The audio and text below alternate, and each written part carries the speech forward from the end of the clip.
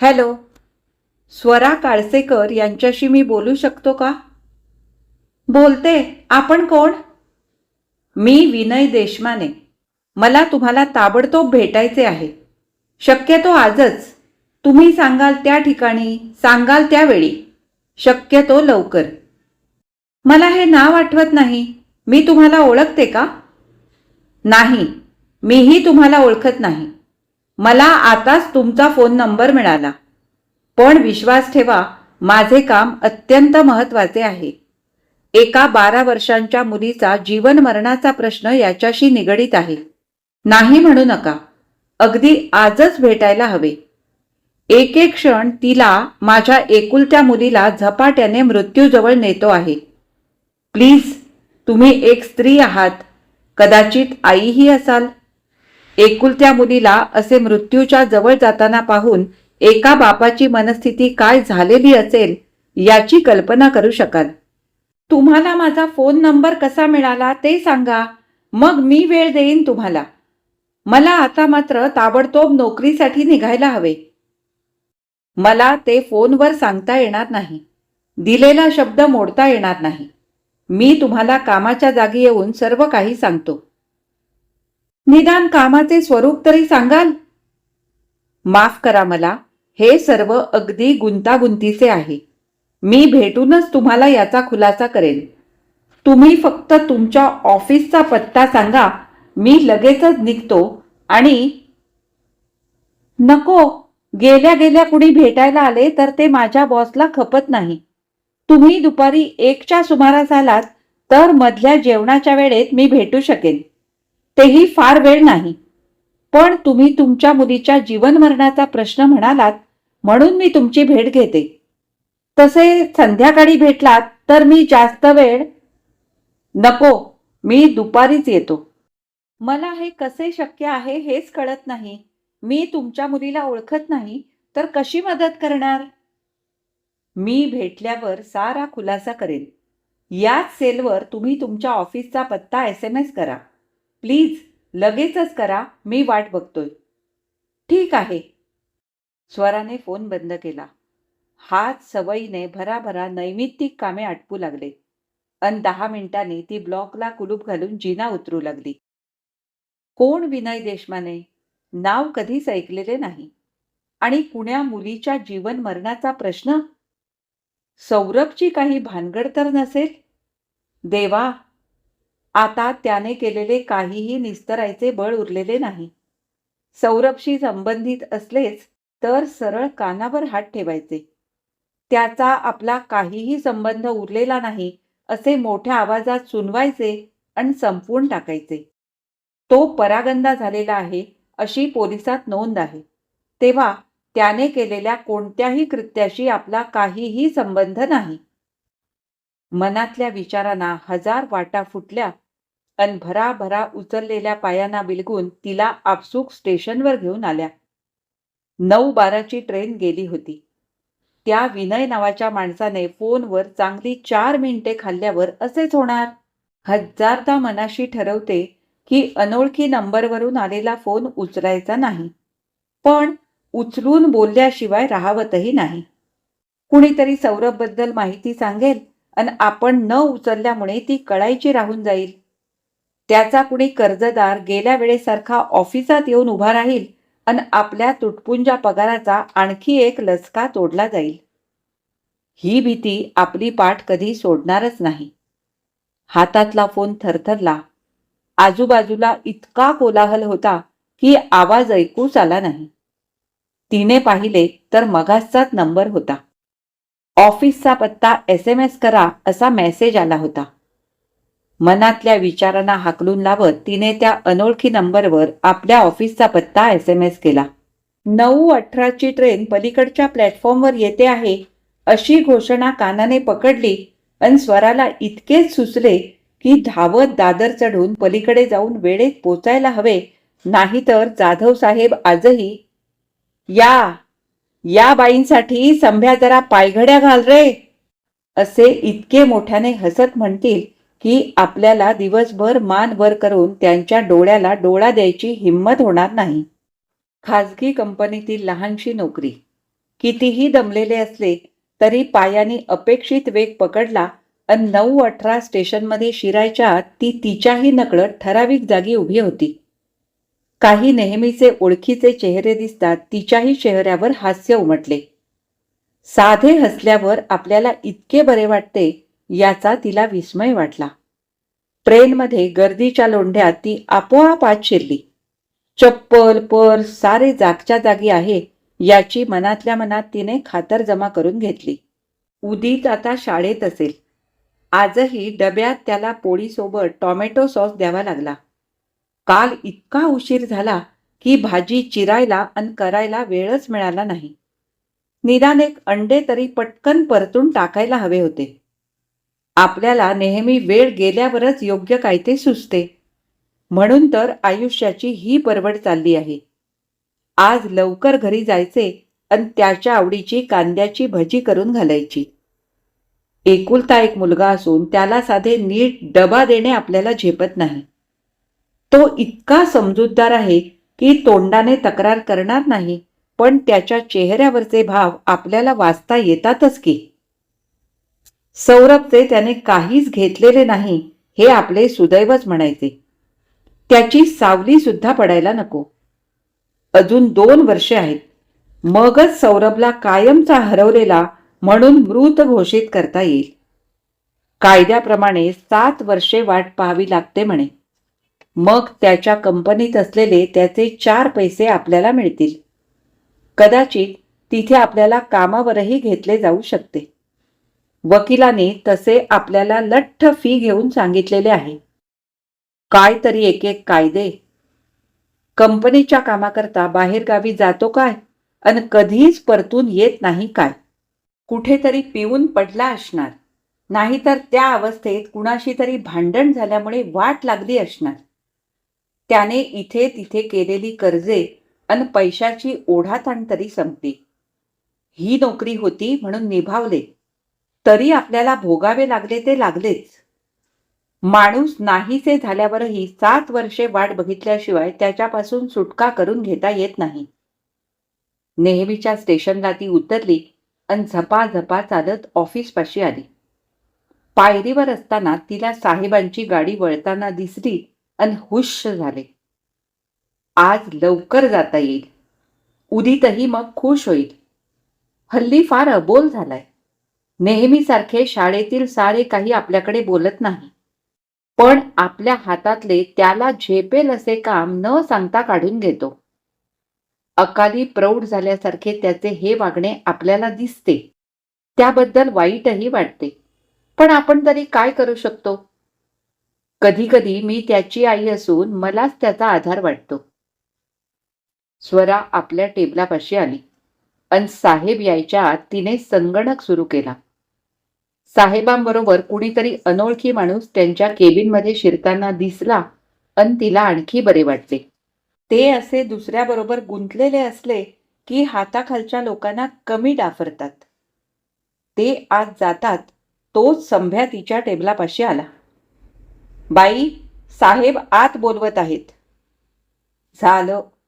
आतापर्यंत सुटल्यासारखे वाटत होते ती भावना क्षणात लोप पावली.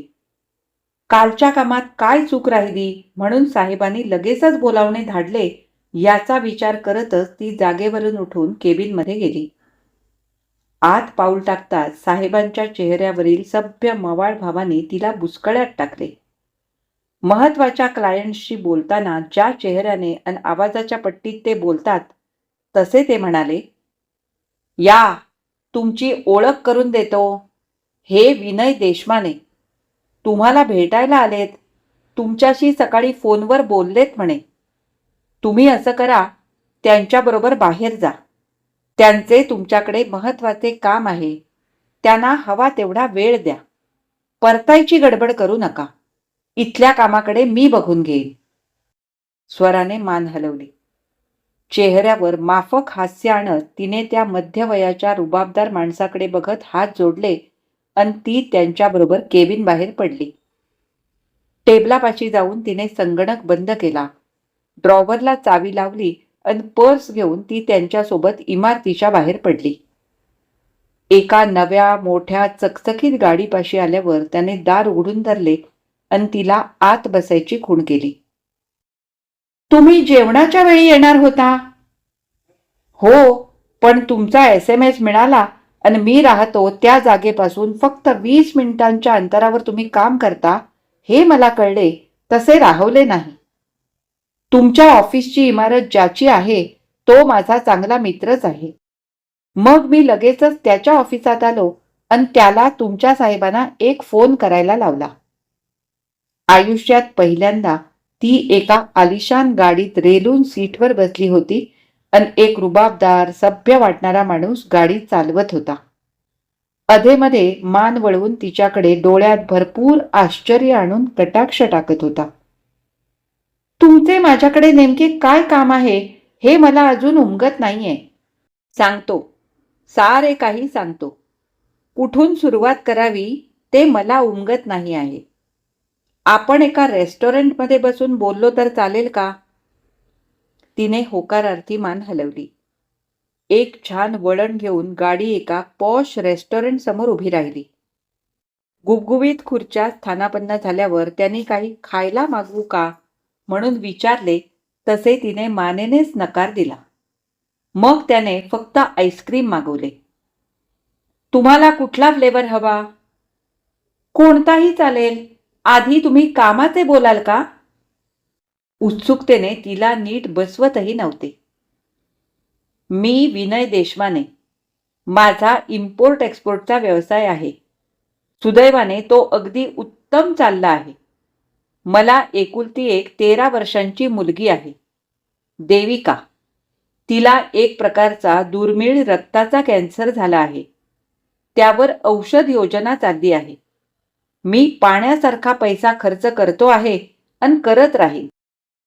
आज त्यावर चांगली औषधे निघालेली आहेत. डॉक्टरांचे म्हणणे आहे की ती फक्त औषधाने पूर्ण बरी होऊ शकत नाही. तिला मॅच होईल असा बोन मॅरो आपण दिला तर ती त्यातून पूर्ण बरी होऊ शकते. आय एम सॉरी, पण अजूनही मी तुम्हाला कशी मदत करू शकते ते मला कळलेले नाही. तेच सांगतो. मी माझ्या स्वतःच्या बोन मॅरोची टेस्ट घेतली पण ती मॅच होत नाही. मी तिचा जन्मदाता बाप असूनही होत नाही.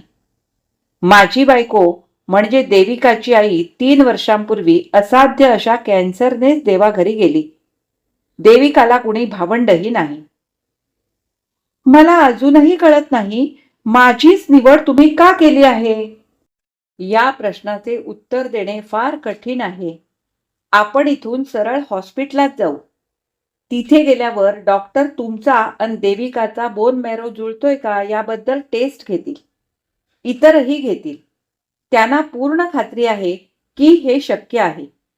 मी फक्त एवढे करण्यासाठी तुम्हाला 5,000 रुपये देईन. टेस्ट जर जुळणारी निघाली तर तुम्ही तुमचा बोन मॅरो द्यायला तयार झालात तर सर्व वैद्यकीय खर्च आणि वरती 1,00,000 रुपये देईन. या सर्व खटाटोपात तुम्हाला जर रजा घ्यावी लागली तर त्याचीही मी भरपाई करेन.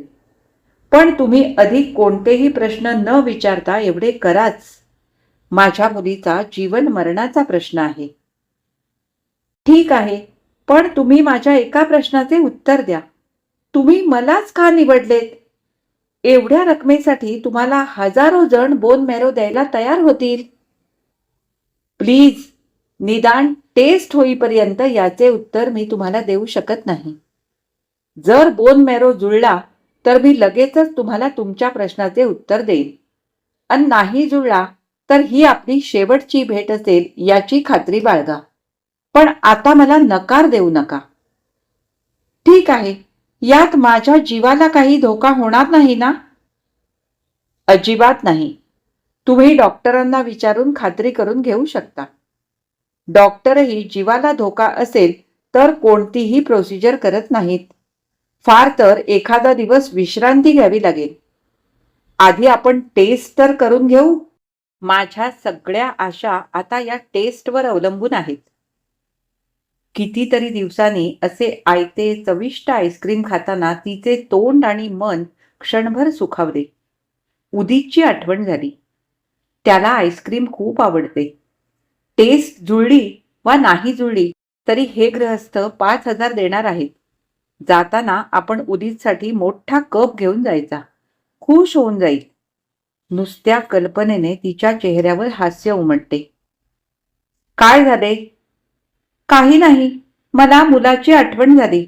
त्याला आईस्क्रीम खूप आवडते. तुम्हाला एकच मुलगा का? हो. त्याला नुकते 16वे लागले आहे. यंदा 10वीला आहे. फार गुणी आहे. 90% मार्क घेईल असे त्याचे शिक्षक म्हणतात. आता मलाही वाटते की माझी टेस्ट पॉझिटिव्ह यावी, म्हणजे मला तुमच्या मुलीला मदत करता येईल आणि तुम्ही देऊ केलेल्या पैशाने उदितचे शिक्षणही नीट पार पडेल. एरवी मी रक्तदान करतात तसे बोन मॅरो दान केले असते, पण राहू दे. पुढे बोलू नका. एक सांगू का? ही टेस्ट कशीही येऊ दे, नेगेटिव्ह आली तरी तुम्ही उदितच्या शिक्षणाची काळजी करू नका. 90च्या वर त्याने मार्क घेतले तर मी त्याच्या शिक्षणाचा खर्च करीन. हवे तर कर्ज म्हणून तुम्ही ते पैसे घ्या. स्वरा एकदम गप्प झाली. समोरच्या माणसाच्या मनात नेमके काय आहे? कशाला हा आपल्याशी इतका चांगला वागतो आहे? त्याच्या मुलीची गरज संपली की तो कचऱ्यासारखे आपल्याला फेकून देईल. भराभरा तिने आईस्क्रीमचे चमचे तोंडात रिकामे केले आणि ती मुलायम पेपर नॅपकिनने तोंड पुसत उठली. हॉस्पिटलच्या AC रूममध्ये कॉटवर पडल्या पडल्या स्वराच्या मनात गोंधळ उडाला होता. आपलीच निवड या माणसाने डोनर म्हणून का केली असेल? आपले या पुरुषाशी काय नाते आहे? तिने आठवणींना भरपूर ताणले. या महागड्या हॉस्पिटलात ती कधीही आलेली नव्हती. तिला हे हॉस्पिटल परवडलेच नसते. अलीकडे तिला मोठे आजारपण आलेले नव्हते. आपण आता कसल्याही तपासण्या करून घेतलेल्या नाहीत. मग माझीच निवड का? विचारांच्या आवर्तात भोवळताना तिला कधी झोप लागली कळलेच नाही. जाग आली अन आठवले की रिपोर्ट यायला 3-1 तास लागणार होते. तोवर तिला विश्रांती घ्यायला सांगितले होते. तिला उगीचच थकवा आलाय असे वाटत होते. प्रत्यक्षात जेमतेम 1 सिरिंज भरेल इतकाच द्रव डॉक्टरांनी तिथे बधीर करून काढला होता. आता त्या जागी थोडेसे दुखत होते. थोड्या वेळात सारे जाईल आणि तुम्ही परतू शकाल. वेदनेसाठी एक गोळी देऊ आणि ती घेतल्यावर डायरेक्ट कामावर जाऊ शकाल असे तिला सांगण्यात आले होते. तिने हातातल्या घड्याळात वेळ पाहिली. 1 वाजायला आला होता. अजून ऑफिसात जायला एखादा तास लागेल. तिला इतका वेळ लागेल याची कल्पना आली नव्हती. तिने पोळी आणि लोणच्याचा डबा तसाच ड्रॉवरमध्ये टाकला होता. सकाळी निघताना जेमतेम 2 टोस्ट पोटात गेले होते. आता आपल्याला भूक लागली हे तिला समजले. ती कॉटवरच उठून बसली. कुठून तरी तिच्यावर लक्ष ठेवून असलेला विनय आत आला. त्याच्या हातात ट्रे होता. तिच्या कॉटच्या बाजूच्या टेबलवर ठेवत म्हणाला, हे सूप आहे. 10 मिनिटात जेवण येईल आणि सोबत रिपोर्टही येईल. शर्टच्या खिशातून पाकिट काढत तो म्हणाला, हे 5,000 रुपये आहेत. रिपोर्ट जुळला तर पुढचे पुढे पाहू. एक विनंती आहे. डॉक्टरांना मी तुम्ही देविकाची मावशी आहात असे सांगितले आहे. ते विचारणार नाहीत, पण विचारलेच तर फक्त हो म्हणून मान हलवा. प्लीज. स्वराने पाकिट उचलून पर्समध्ये ठेवले आणि ती सूप पिऊ लागली. चव अगदी मस्त होती. पूर्ण बाउल खाली झाले आणि तिला हुशारी आली. मी देविकाची मावशी म्हणताय, पण मी तर माझ्या आईवडिलांची एकुलती एक मुलगी आहे. मिस्टर विनय देशमाने, आतापर्यंत मी तुमचे सर्व ऐकत आले. मला तुम्ही खरा प्रकार काय आहे ते आता सांगितल्याशिवाय मी पुढे तुमचे काहीही ऐकणार नाही हे पक्के ध्यानात ठेवा. तिच्या आवाजात आता निर्धार होता. विनयने उत्तर द्यायला तोंड उघडले आणि त्याच्या मोबाईलची रिंग वाजली. त्याने वाट बघत असल्यासारखे पहिल्या रिंगला सेल कानाशी धरला. पलीकडून येणारे शब्द ऐकता ऐकता त्याचे डोळे भरून आले. तोंडातून थँक्यू हा शब्द जेमतेम बाहेर पडला आणि तो कानाशी सेल धरलेल्या अवस्थेत बाजूच्या खुर्चीत कोसळला. एक दोन दीर्घ श्वास घेऊन भानावर आला. तुमचा अन देविकाचा बोन मॅरो पक्का जुळतो आहे. तिचे हात पटकन हातात घेत तो म्हणाला, तुमचे आभार कसे मानू मला कळत नाही. माझ्या शब्दावर विश्वास ठेवून तुम्ही इथे आलात. आता माझी देविका मला परत मिळेल. ही शारीरिक वाढीची 5 वर्षे गेली की हा रोग मग त्रास देत नाही असे डॉक्टर म्हणाले आहेत. डोळ्यांभोवती काळा कुट्ट अंधार होता. तुमच्यामुळे मला आशेचा एक किरण दिसतो आहे. दारावर टकटक झाली अन नर्स ट्रॉली ढकलत आत आली. जेवणाचा हवा हवासा सुगंध खोलीत पसरला. तिने 2 ताटे टेबलावर मांडली. अजून अर्ध्या तासाने डॉक्टर तुमची भेट घेतील. तोवर त्यांच्या हातात रिपोर्ट असतील. मग आपण पुढचे ठरवू शकू. एक हास्य अन अभिनंदनाचे शब्द विनयच्या दिशेने फेकून ती बाहेर गेली. विनयने पुढ्यातील ताट ओढत म्हटले, कितीतरी दिवसांनी मी मनापासून जेवतो आहे. काहीही न बोलता दोघांनी जेवायला सुरुवात केली.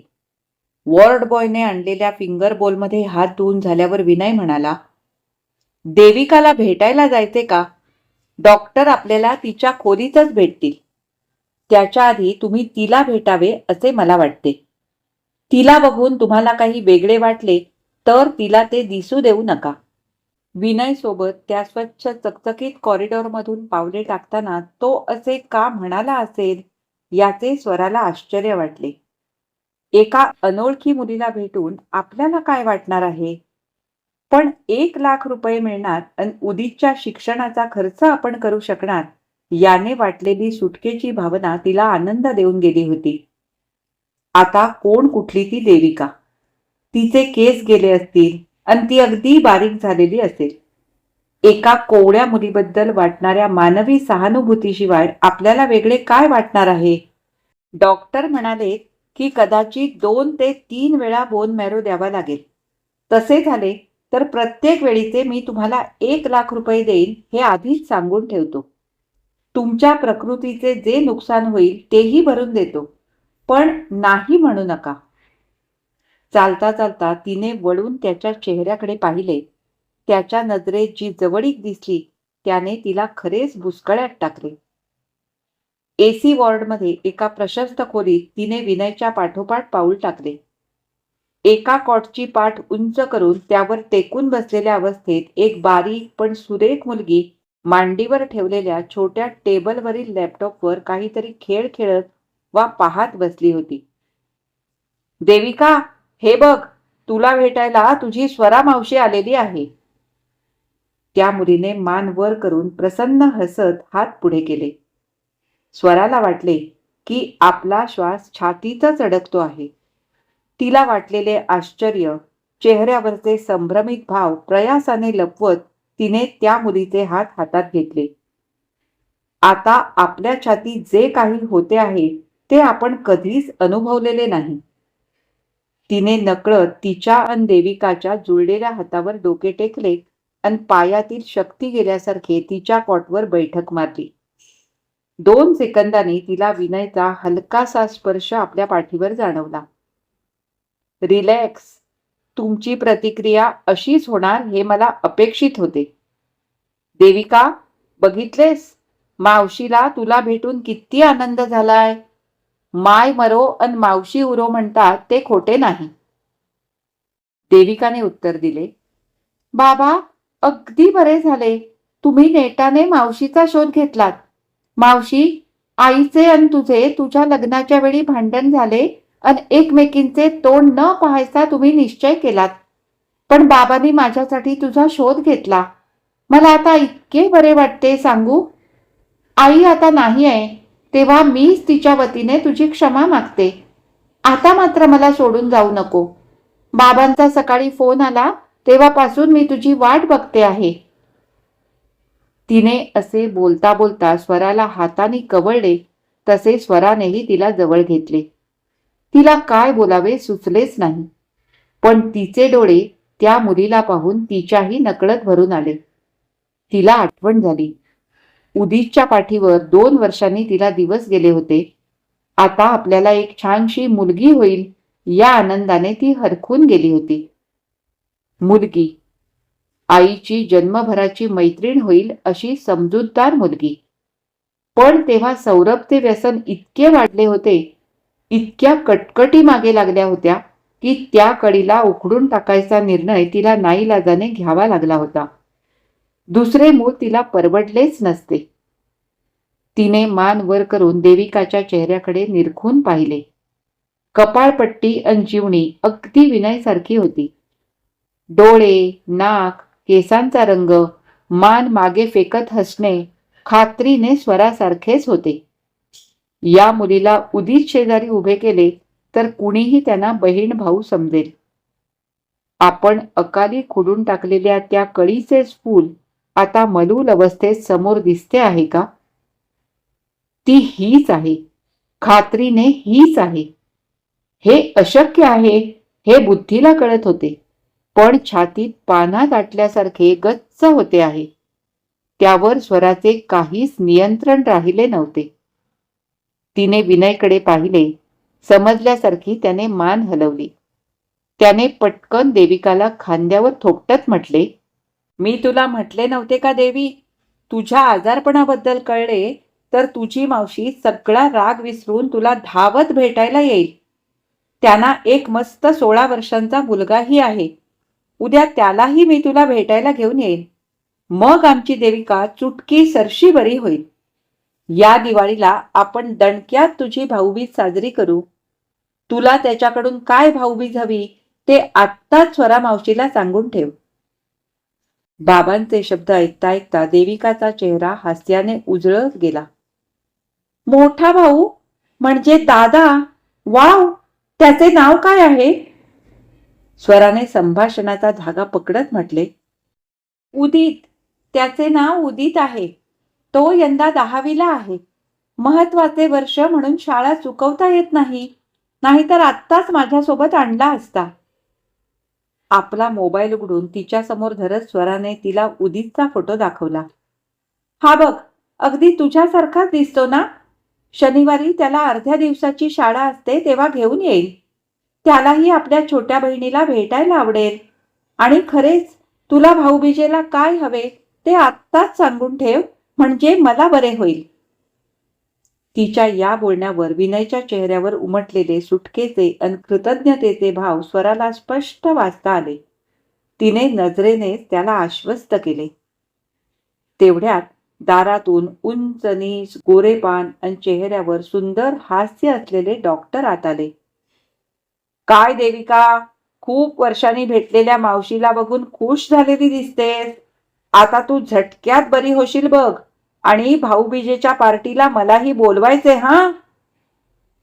बोलता बोलता त्यांनी तिच्या कॉटला लटकलेले पॅड हातात घेतले, त्यावरच्या नोंदी तपासल्या आणि विनयला म्हटले, यांना घेऊन जरा माझ्या केबिन मध्ये बसा.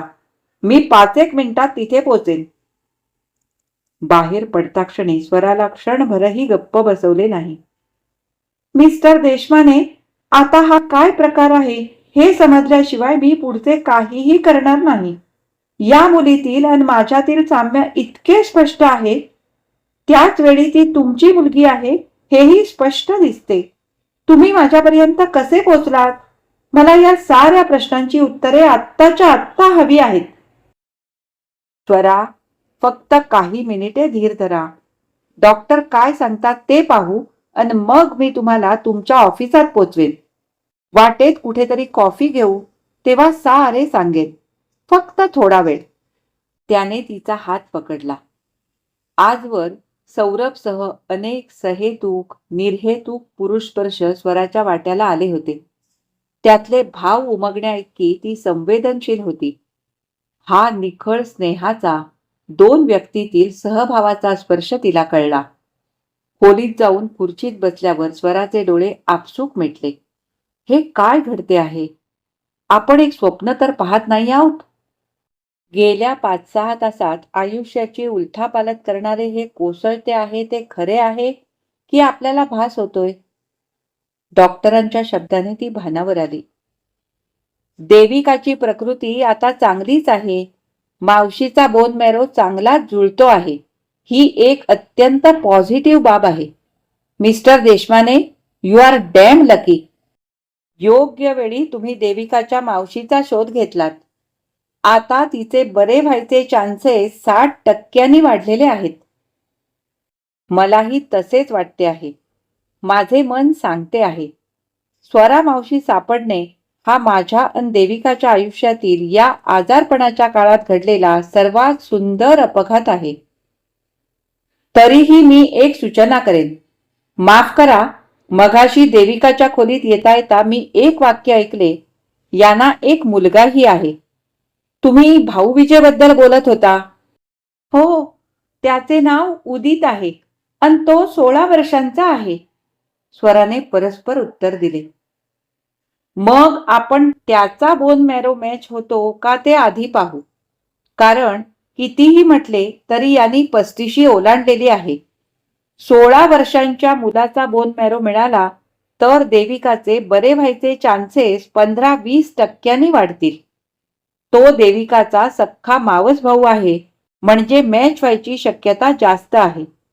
तुम्ही संध्याकाळीच त्याला घेऊन येऊ शकलात तर बरे होईल. त्या वयात शरीरातून बोन मॅरो काढल्यावर भरून यायला अगदी कमी वेळ अन ऊर्जा लागते. फक्त काही दिवसातच तो पुन्हा डोनेट करू शकेल. नकळत स्वराने नकारार्थी मान हलवली. तुम्ही विचार करा आणि कळवा, नाहीतर उद्याच आपण यांना ऍडमिट करू आणि देविकाला यांचा बोन मॅरो देऊ. यांच्याही सर्व टेस्ट नॉर्मल आल्यात. कदाचित 2 ते 3 वेळा डोनेशनची गरज भासेल. बाकीचे जुजबी बोलून विनय आणि स्वरा उठले. गाडीकडे आल्या आल्या ठाम आवाजात स्वराने म्हटले, यात उदितला अजिबात गुंतवायचे नाही.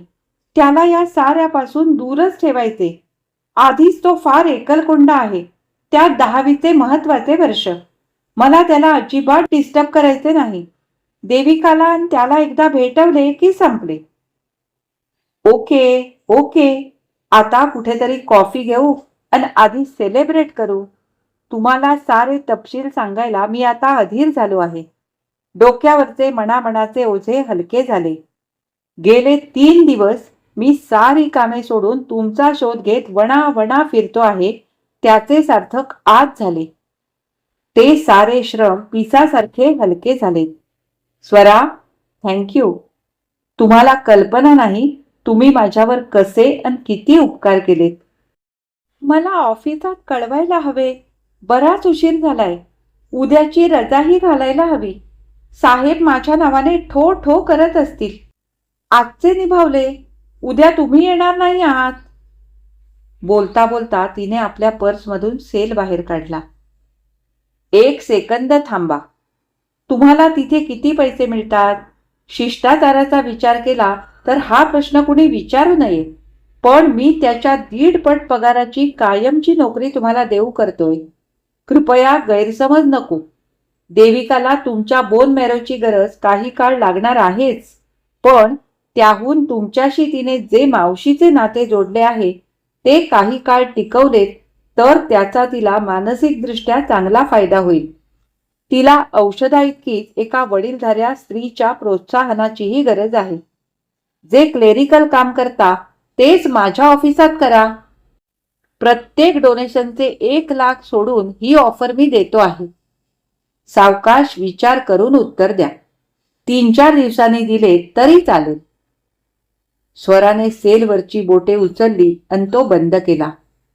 कुणाच्या उपकाराचे ओझे बाळगून आयुष्य कंठणे कठीण असते. नीट विचार करून ही संधी घ्यायची की नाही हे ठरवायला हवे.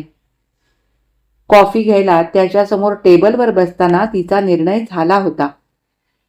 3-4 दिवसांनी आपण ही विनयची ऑफर स्वीकारायची आणि देविका बरी होईपर्यंत तिची मावशी बनायचे.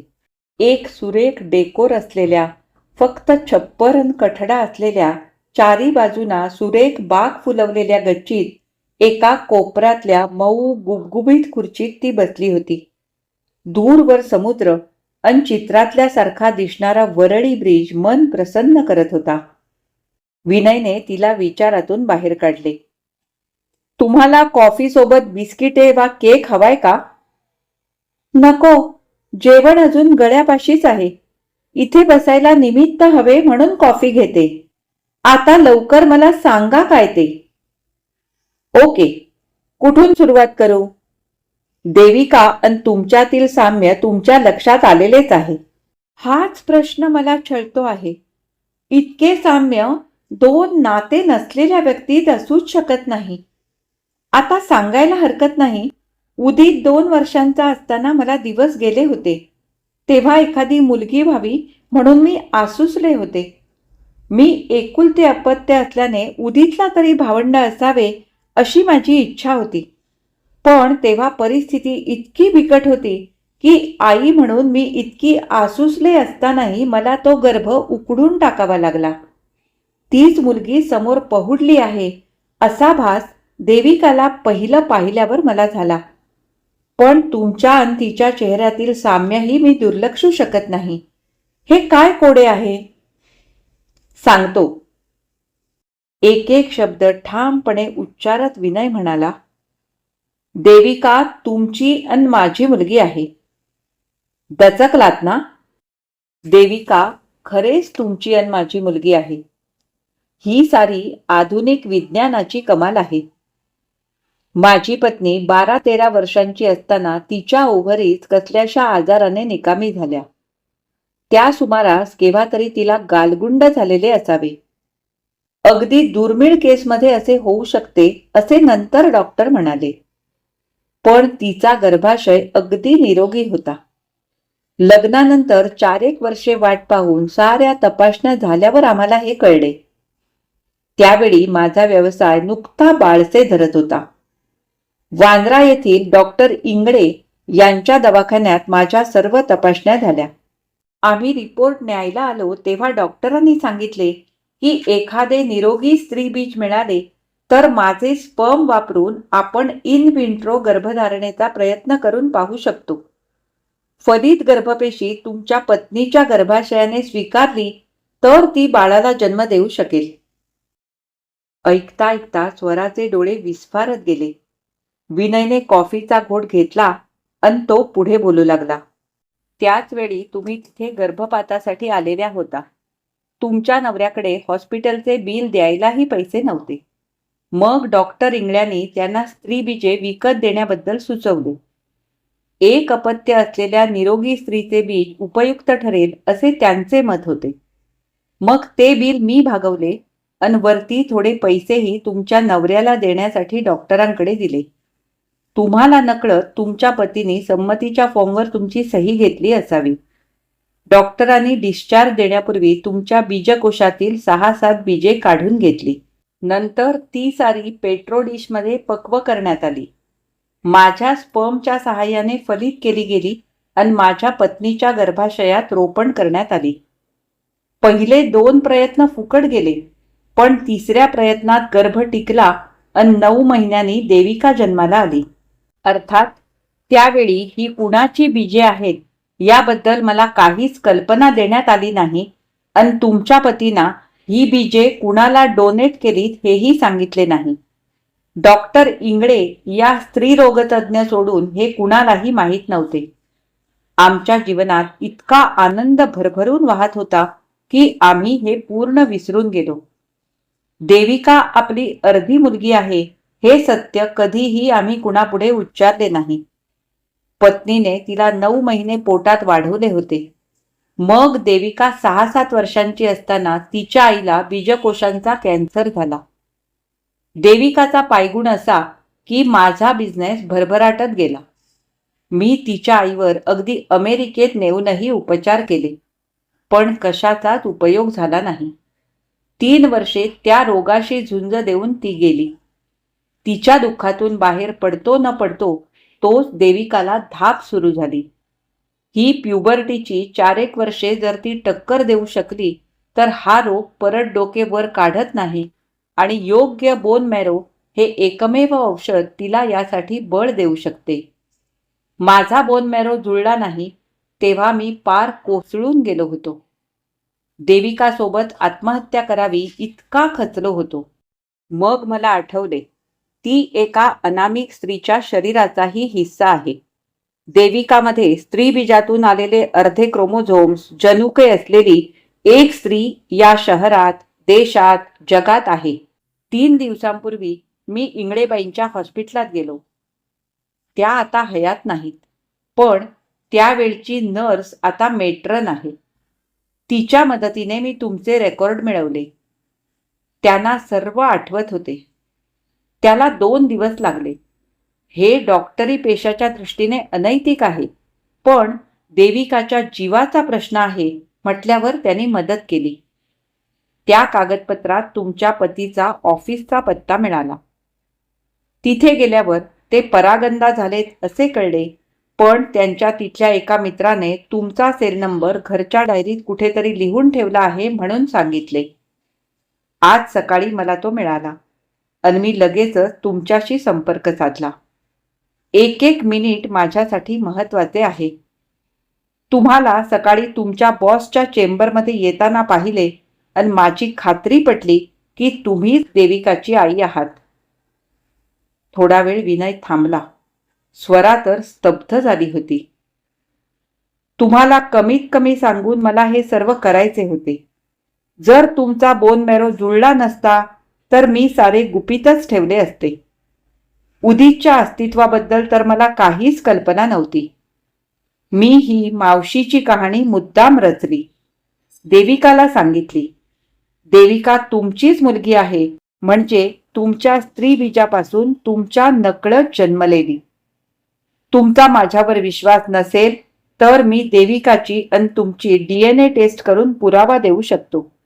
पण तुमच्या तिच्यातले साम्य मला वाटते पुरेसे आहे. सगळे सत्य पचवायला स्वराला काही क्षण लागले. तिचे डोळे भरून आले. विनयकडे न पाहता ती बोलू लागली. चला, मला आता ऑफिसात सोडा. मी रजेचा अर्ज देते. उदितची शाळा 4ला सुटते. त्याला घेऊन आपल्याला परत हॉस्पिटलात जायचे आहे. गाडीत धावू लागली आणि काही काळ दोघेही मूक झाले. एकाएकी तिला वाटले की आपली मुलगी असावी ही इच्छा देवाने अशी पूर्ण केली असेल का? ती भराभरा बोलू लागली.